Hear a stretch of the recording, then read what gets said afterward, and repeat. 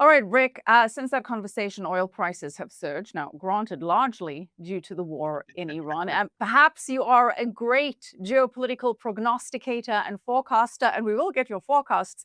But when you listen back to that, it sounds like the structural problem that you identified was there already before the conflict. So, have markets just been fundamentally mispricing energy all along? Did the war simply accelerate a supply problem that was already mathematically inevitable? What's your read? What's your outlook on oil now? Well, the answer to the last two questions is certainly yes and yes. There was structural underinvestment in the oil and gas business that was going to raise the oil price in the out years. A conflict came along uh, and raised the price sooner rather than later. The truth is that the conflict in the Middle East didn't solve the structural problem. It did change the price of admission for people who want to invest in oil and gas companies. Talking to you about Exxon at that point in time at $90 or $95 a share is different than talking to you about Exxon at $180 a share. But let's go back to your question. The underinvestment in sustaining capital in the oil and gas business ironically continues. And in fact, it's exacerbated. Fairly obviously, the Iranians, the Saudis, the United Arab Emirates, the countries like that aren't making sustaining capital investments because they have other uses for cash and they're at war. In addition to the sustaining capital investments that need to get made, in that part of the world, there's an awful lot of new construction that's going to have to take place as a consequence of producing, processing, and transmission facilities that have been destroyed in the war. Whether or not we have a near term solution uh, to the problem of hostilities in the Gulf, none of that detracts from the fact that we have exacerbated the lack of sustaining capital capacity that will really negatively impact our ability to produce in 28 and 29. We're in a very interesting crux here, Michelle, and I would prefer probably that you consulted a military analyst. But the Mm. truth is, if we don't resolve the problem in the Gulf in the very near term, we are going to move from prices that reflect the anticipation of shortages to prices that reflect actual shortages. We will go to the point where we are actually allocating supply with a pricing mechanism. In other words, we're going to ration by price. I'm not saying that's going to happen, but if the circumstance in the Gulf doesn't resolve itself, the floating inventories that the world has been living on and the strategic petroleum reserves that the world has been living on are going to run out. And for energy short economies, particularly in the eastern flank of the Pacific Rim, that will create real problems if it occurs. For me personally, I have substantial and significant investments in oil and gas. And with the exception of one very small subset of companies, which are still hated, that's small cap companies that are involved in offshore exploration in frontier market terrains, the one hated sector left in resources. I'm not adding to my energy exposure. But I should say, Michelle, that what I do and what your listeners should do are often very different circumstances. I was already becoming very fully invested in energy at the time that you and I had that first discussion. I Right. would suspect that at the time that we had that discussion, despite the fact that you and I were very persuasive, that most of your listeners probably didn't add to their portfolios. And people who are underweight oil in their portfolios, irrespective of what they think the outcome in the Gulf conflict is going to be or how quickly it resolves itself, should become invested in oil as a consequence of what will almost certainly occur in, say, 2029, maybe 2028, maybe 2030, uh, with the uh, with the potential. I hate to call it a benefit, but with the potential kicker in the near term that if the resolution in the Gulf doesn't happen quickly, that we're going to have another, I would suspect, fairly ugly leg up in the oil stocks, which perversely, of course, could be very good for a portfolio of primarily North American oil and gas companies. Sorry for that convoluted answer, but it's a tough question. So, what is the best way, if you will, to get exposure to the upside that you still think is remaining in the oil market? I think you'd probably want North American focused producers, probably if you're willing to take the political risk in Canada, that risk being a prime minister who is anti oil. that you construct a basket of Canadian mid-caps, names like Canadian Natural Resources, Tourmaline, Birchcliff, Peyto, probably Freehold Royalty. 2 weeks ago, I would have said ARC. That was my favorite of the Canadians. It was also, unfortunately for me, Shell's favorite, and they announced a takeover of it. But you get the picture. Hmm. People who can produce oil and gas at competitive cost worldwide and who don't have to transit that oil through the Straits of Hormuz. And The the Canadian companies are cheaper than the American companies by most metrics. That is really a function of Canadian political risk, but I think relative to the value proposition, that risk is very tolerable. and the bigger names like the Exxons of the world. Um, Exxon gets 9% of their revenue from the Gulf. I mean, paradoxically, there are some difficulties there. I love that name. I love Exxon. And at the time you and I last talked, with Exxon sub $100, I thought it was an absolute no-brainer. At its current price, it's not a no-brainer. If the Gulf crisis resolves itself quickly, I Um, suspect that you would see price deterioration in Exxon. Now, if you're willing to look past the next 2 years, many people aren't. I think by 2029, the real structural imbalances in the oil industry, not ones that are impacted by the war, will manifest themselves, and the whole sector will be more expensive. I'm pessimistic, unfortunately. hmm. I think the U.S. has very close political ties to Israel, and I think for Israel, the Iranian state presents an existential threat. And so the incentive that both sides have to resolve the dispute is lower than I would have wished. There's a different undertone, separate and apart from the Israel Iran undertone, and that is a very deep and very long schism between Sunni and Shia Islam. One of the disputes that manifests itself over the Straits of Hormuz is the Arab Peninsula, which is primarily Sunni Muslim, and Iran, which is the center of Shia Islam. And one of the reasons I think why you haven't found more general Islamic backlash with regards to the U.S. aggression against Iran, pardon me, I think has to do with the schism between those two principal schools of Islamic thought.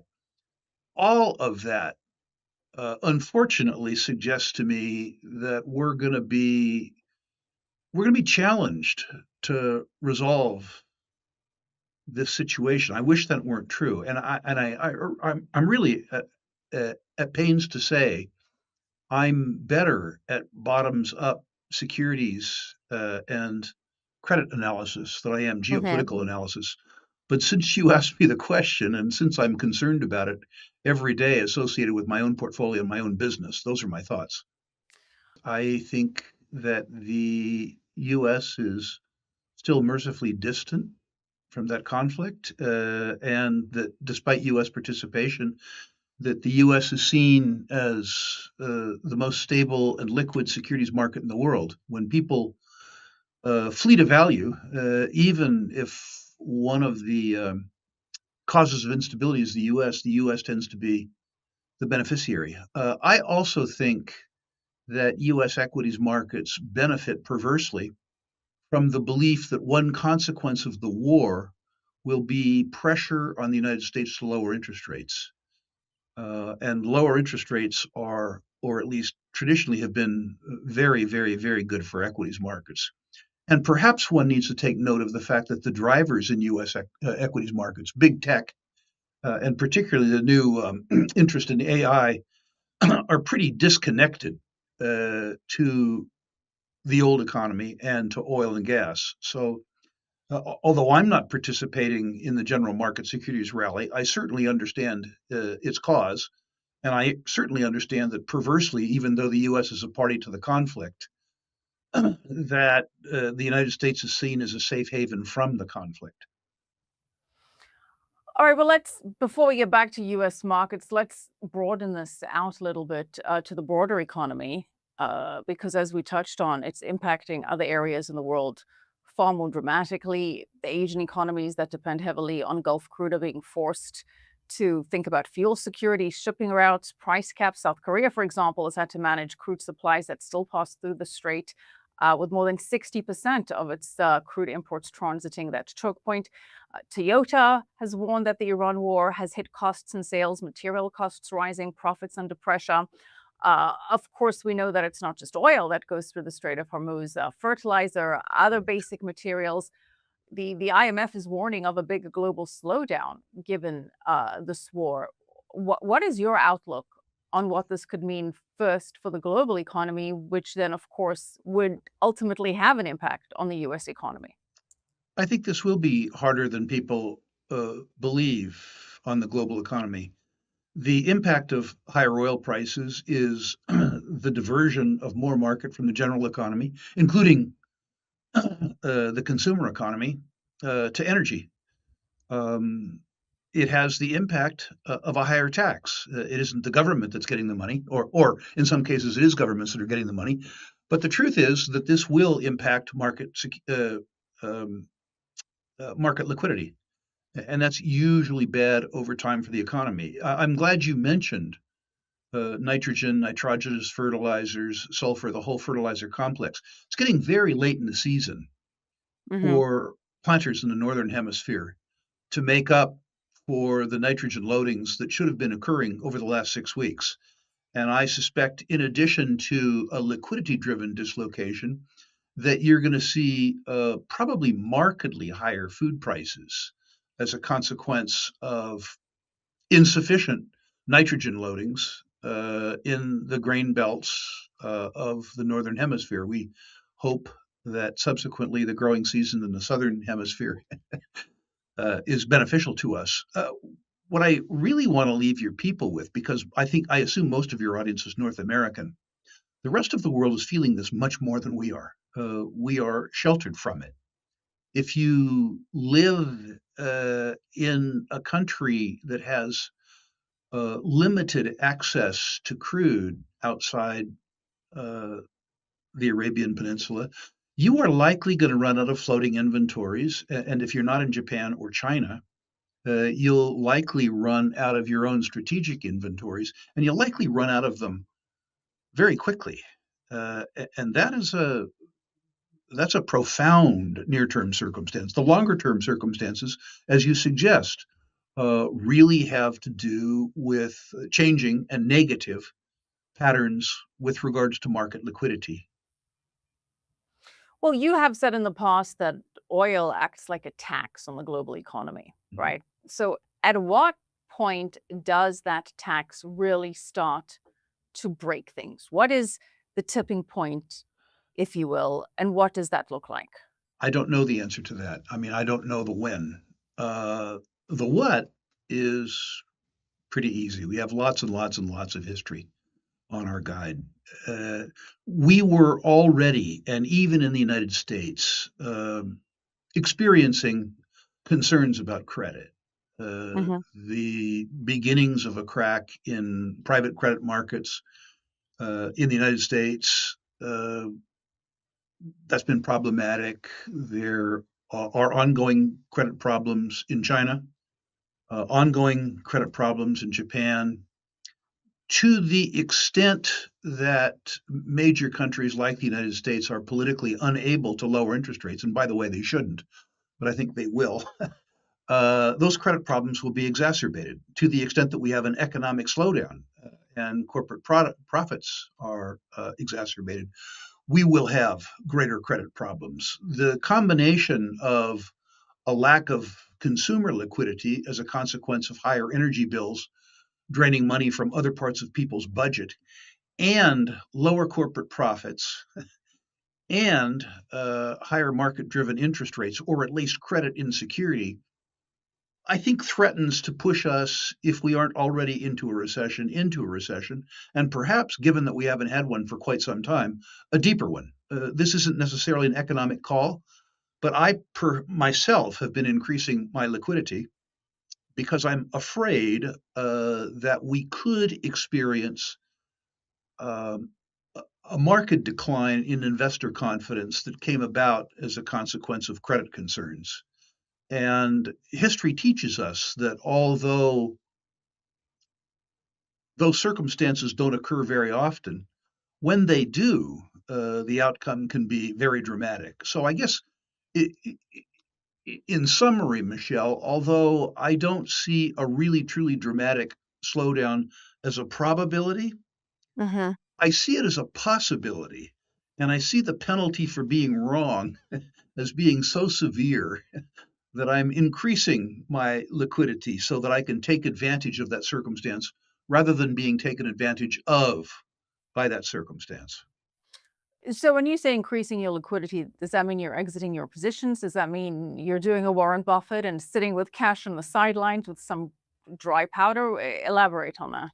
I have a lot of dry powder on the sidelines. I'm a fairly disciplined investor, so I get to include gold in my dry powder. I proved to myself in past liquidity crises that I could convince myself to sell some gold if there were other things that became cheaper. So when I talk about liquidity, I'm talking about both short term US dollar denominated liquidity and bullion. Uh, Hmm. if you would have asked me 2 years ago, I would have told you that I suspected that my bullion would die with me, that the sell decision would be made by my heirs and successors. Now it's forming part of my liquidity. So you're selling physical gold No, right now. I'm not selling physical gold, but I'm prepared to sell physical gold should other asset classes become substantially cheaper in a liquidity-driven crisis. I'm just trying to point out that many people who hold gold seem unwilling to sell it in any circumstance, and I'm not one of those. Okay, well, if you see the opportunity, so you're taking risk off the table from an equities perspective. Is that what you're saying right now? Yes, I am. And with the exception of very, very, very short-term commercial notes in my investment in Battle Bank, I no longer have any bonds. Uh, I have revolving short-term treasuries. But given my background as a credit analyst, I have participated for years and years and years in selective parts of the high yield and corporate market, and I've exited that entirely. Entirely. Yes, ma'am. So zero bond exposure right now. Correct. With the exception of treasuries maturing less than 18 months. Right. So what is your outlook then for the equity markets? You said not a probability, not a possibility.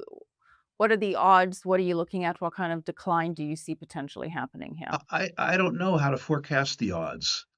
I do know that the penalty for being wrong is extraordinary. I remember 2008 well. Mm, And I remember that the sales in 2008 weren't made by individual investors. They were made by margin clerks, which meant that good companies and bad companies and all companies in between fell.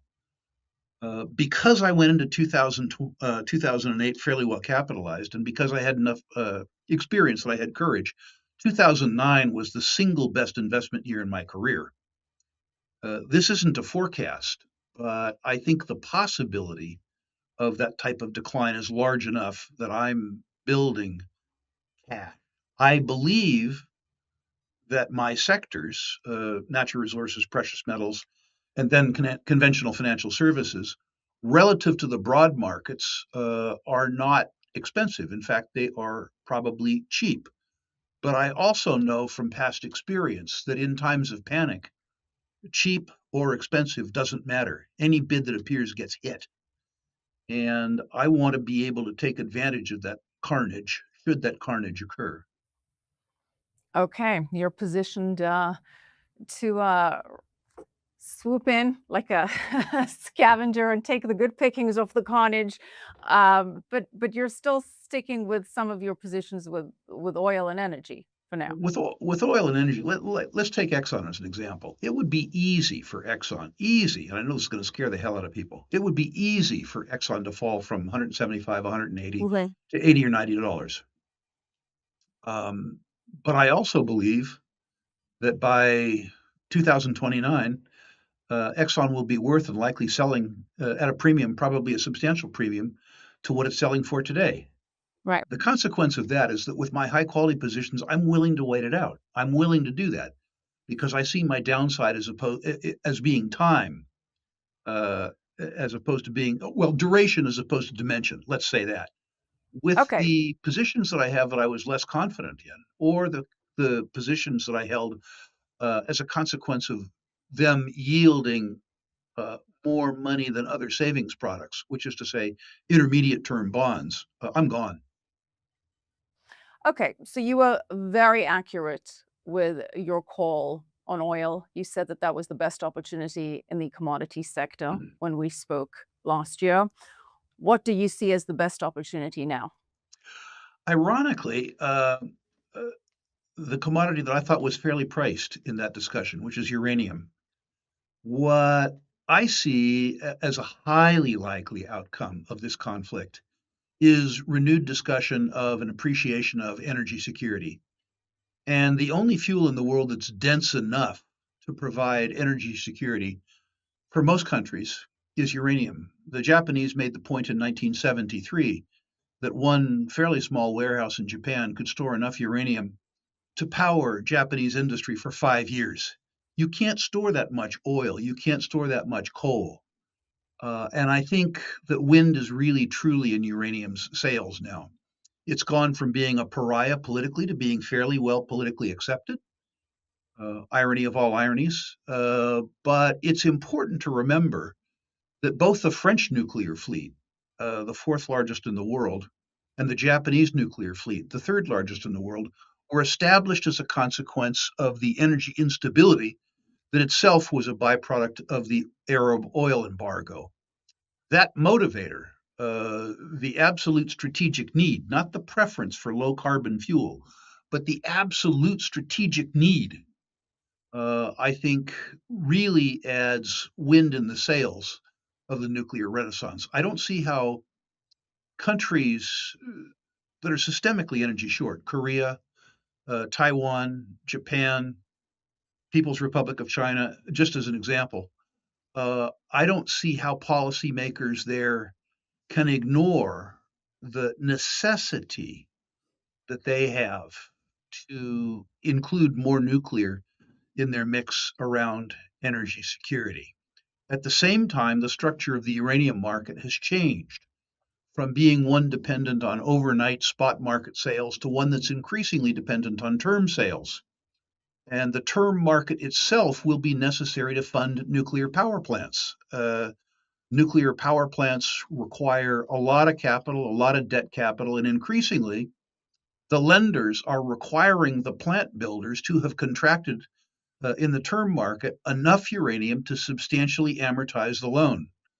This is just a wonderful confluence of circumstances that I think will benefit the uranium market, and I think it'll benefit it for at least 10 years.